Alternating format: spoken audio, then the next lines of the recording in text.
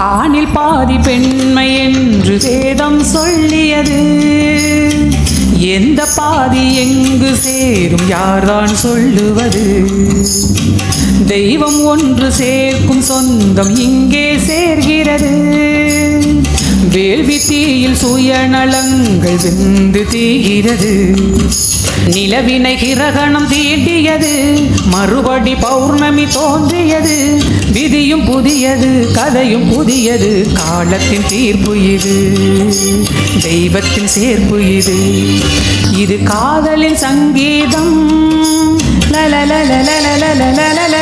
புது குங்கும சந்தோஷம், மாற்றும் மாலையும் ஏற்றும் தீபமும் மங்கள பண்பாடும் ஸ்ரீதேவியின் கல்யாணம்.